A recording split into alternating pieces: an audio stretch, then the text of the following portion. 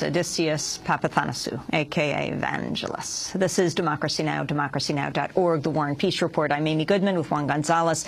Our guests in Charlotte, North Carolina, Lieutenant Colonel Stuart Couch. Here in New York, Jess Braven, author of the new book, The Terror Courts, Rough Justice at Guantánamo Bay. Juan? Jess, one of the things that you raised in your book is that the relative independence, unusual independence of the military commissions and the military prosecutors, much more so than many people might have expected. And you specifically also highlight the Hamdan case, the supposed driver of Osama bin Laden, and as a demonstration of how the military commissions exhibited enormous independence.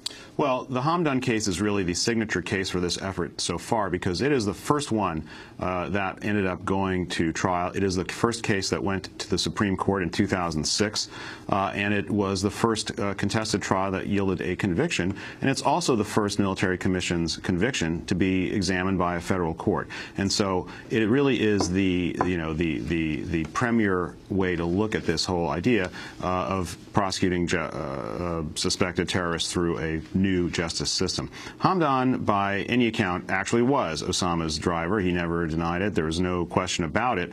But as Colonel Couch mentioned, initially the military had very few serious suspects at Guantanamo. The most serious suspects were held secretly by the CIA somewhere else. So the military prosecutors had to pick from those available to them. And after several other candidates were removed for various political or other reasons, they settled on prosecuting Salam Hamdan as sort of a stand-in for Osama, because Hamdan had spent many years very close to bin Laden. Hamdan had bin Laden's trust. He was a bodyguard as well as a driver, and they had photos of him with bin Laden carrying a rifle and so on. And so that was the first guy who went up, and his lawyers challenged the validity of military commissions entirely. They said it was illegal for President Bush to set up this system, and that, of course, as I say, is a case that went to the Supreme Court.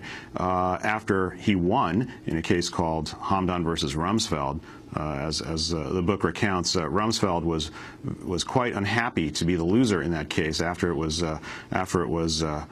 decided, he met with his top advisors and says, "I'm the first defense secretary to lose a case to a terrorist." He wasn't pleased. But once the Congress enacted the Military Commissions Act authorizing a new version, Hamdan was immediately charged again and prosecuted. But that trial, which I covered at Guantanamo in 2008, really it showed a lot of things. It showed how perhaps the authors of this project didn't really know what they were going to get from it, because many of the people in the Bush administration, while quite well educated and with very strong academic pedigrees, did not have a lot of military experience or even courtroom experience. And so many of them, at least the ones who talked to me, expected the military to be a very top-down organization that got the message and carried out the mission. And instead, the military legal corps in particular is a culture that feels has an independent duty to carry out its own legal code books and doesn't view itself as an arm of a political administration. So Hamdan actually was acquitted by a military jury of the most serious charge brought against him, which was conspiracy. Furthermore, the charge he was convicted of was something called material support for terrorism. The government prosecutor at Guantanamo asked for a sentence of 30 years to life. And they said, send a message to anyone around the world who might contemplate providing material support to terrorism that they will have a tremendous price to pay. And the jury, made up of 6 military officers, rank of colonel or lieutenant colonel equivalent, spent less than 2 hours deliberating and sentenced Hamdan to 5.5 months plus time served. And I remember being in the courtroom and being stunned, because when they said it, did they mean years? Wait, no, it turned out to be essentially a token sentence, and he was then he was released in early 2009. He's back home in Yemen, and it turned out that the military jury, as had been suggested by defenders of the military at the beginning, was quite independent and not simply there to rubber stamp any kind of conviction. And I interviewed the foreman of the jury after that. The story has a fascinating coda, because Hamdan was released. He's gone. He's back home. But he was convicted, and technically he was convicted of a war crime, which is a terrible thing to have on your record. So his attorneys continued to appeal and said this conviction, which is on his record, is invalid. And they made a number of arguments. The military appeals court upheld the conviction. Then he got to come into the regular U.S. court system, to the D.C. Circuit Court of Appeals. Made a number of arguments, and in October, the D.C. Circuit Court of Appeals vacated Hamdan's conviction. And the reason was this. The panel said that material support for terrorism was not a war crime.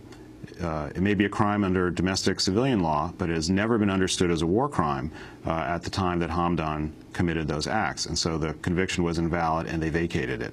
And very recently, the Obama administration let pass the deadline to appeal that decision. So this tremendous case that began this project in 2004, when Hamdan was first brought into court, went to the Supreme Court once, went back to trial, got comments on the conviction from both Obama and McCain. It took place during the 2008 campaign. All this went through all these turns, and in the end it turns out to be a complete legal nullity because the conviction was invalid. Lieutenant Colonel Stuart Couch, we only have 3 minutes. I was wondering if you could discuss the case of Mamdouh Habib, who is the Australian-Egyptian prisoner at Guantánamo, and also if you could just sum up how you feel today, having participated in and then pulled out of the prosecution at Guantánamo because of issues of torture. Amy, the case of Habib, very complex, and again, Jess does a really good job of covering it in the book. But briefly, it was an individual. He was of Egyptian nationality, but that had obtained Australian citizenship. I was asked to review the evidence in that case to determine what charges could be brought. Based upon the evidence that I was presented, I couldn't see a charge. Because merely being affiliated with al-Qaeda does not rise to the level of an offense under the law of armed conflict. And ultimately, Habib was released back to Australia within a couple of weeks of the final assessment that we made in his case. Although he was held for years before. As for the second before. part of your question as to how he was. As to your second question about how I feel about military commissions now, what I would say is I am familiar with some of the participants in the current iteration of military commissions. Judge Pohl, the chief prosecutor, Brigadier General Mark Martins, and some of the defense attorneys. In my view, each one of these groups of people are doing their level best to work within this process that's been established. And that tension is a healthy tension when it comes to arriving at justice. And so at least my confidence is within the people that I know that are participating in the process and that I believe are doing their level best to see that justice is done, especially in these cases of the 9/11 conspirators. It's my opinion that these criminal prosecutions of the 9/11 conspirators are the most significant criminal prosecutions in the history of the nation. And the legacy of torture. I mean, we still have there are 166 men still being held at Guantánamo, but the message that went out around the world about the United States.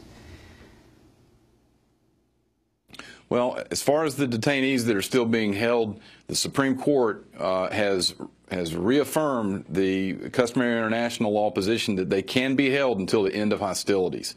And the Supreme Court has uniformly held that in the cases involving Guantánamo that they have decided in recent years. So that said, they can be held to the end of hostilities.